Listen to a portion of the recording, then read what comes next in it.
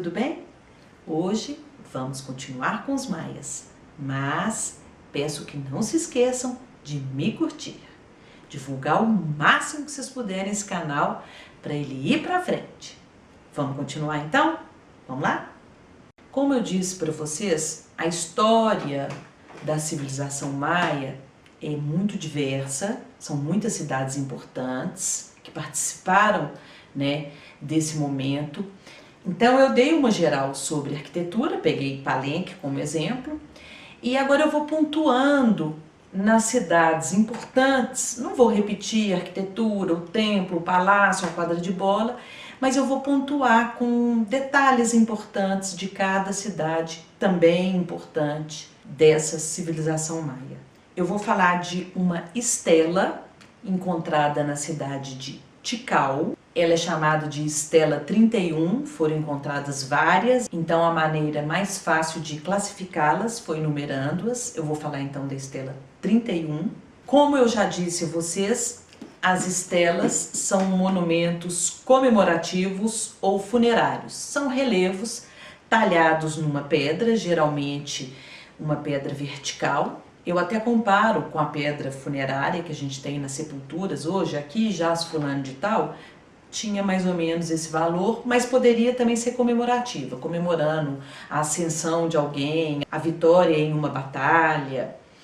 Essa estela que nós vamos ver é o monumento de ascensão de Ciachancaui. Essa é a parte frontal dessa estela. Um longo texto hieroglífico é esculpido na parte de trás desse monumento. E ele é muito importante porque ele registra a história de Tikal. Essa estela foi a primeira em Tikal esculpida nas 4 faces. Eu, quando observo essa estela, fico pensando sobre a estética maia, como um todo. De tudo que eu já falei aqui, eu fico pensando, é um emaranhado, é uma coisa tão cheia, rica em detalhes, rica em geometria, mas é tão instigante porque é uma coisa muito misturada. Você tem que buscar a imagem dentro de um emaranhado de formas. E você tem que fixar e buscar ali no meio uma imagem. Em todas as representações eu tenho uma sensação assim de uma confusão.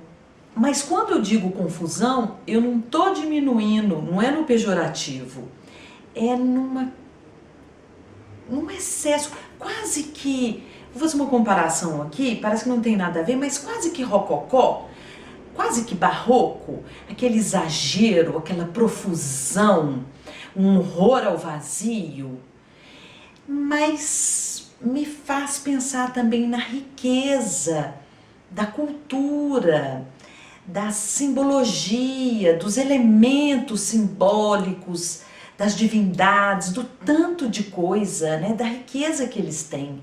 E ali, tudo junto e misturado, é essa a impressão que eu tenho. Mas eu não consigo olhar para a estela e falar, olha, ali tem um cara com uma lança e com um escudo.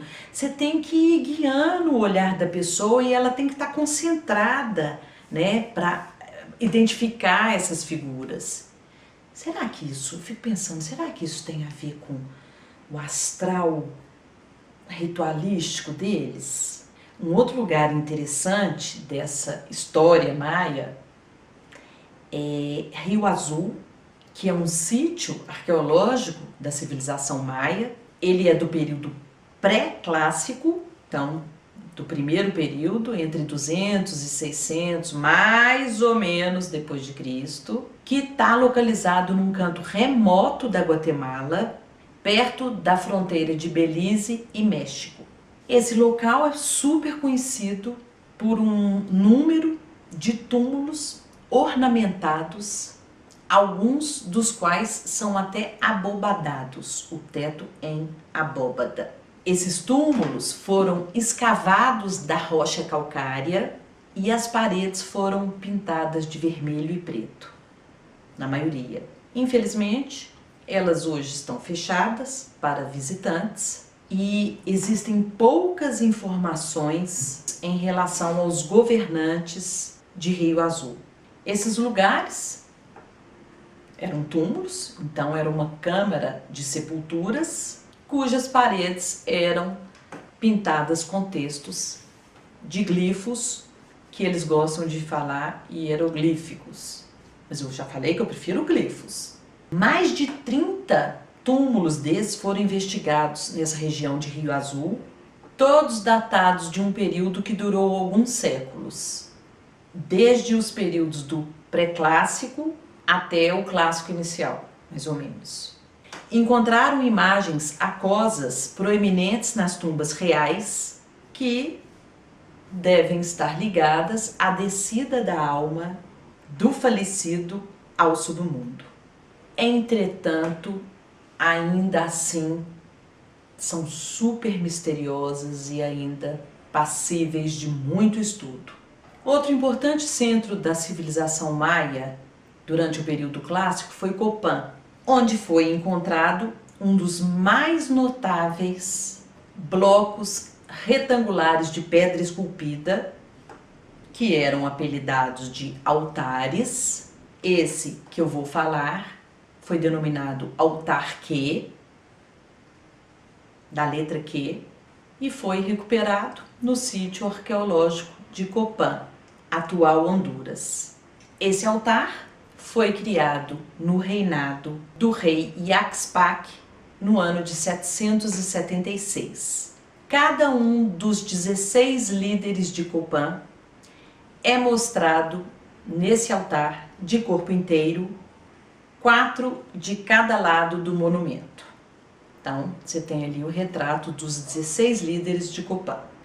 Cada governante está sentado em um glifo que representa o seu nome, com exceção do fundador da dinastia Yaxcalquemó, que está sentado no glifo de Senhor Soberano. Afinal de contas, ele que começou a dinastia. Yaxcalquemó é mostrado entregando a insígnia do reinado para Yaxpac. E essa acabou sendo uma forma de propaganda destinada a mostrar que Yaxpac era tão digno de governar quanto o primeiro líder. Já que Yaxpac que criou, né?